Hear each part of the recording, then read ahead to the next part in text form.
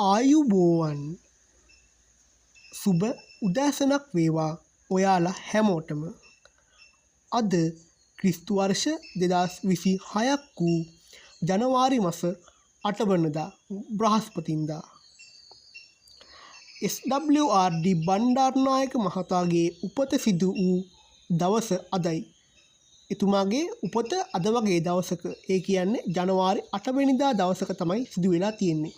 එතුමාගේ උපන් වර්ෂයේ විදිහට සඳහන් වෙන්නේ වර්ෂ 1899. ඉතින් ඔහු ආසියාවේ එරිදී සීනුව වශයෙන්ුත් හඳුන්වනු ලබනවා.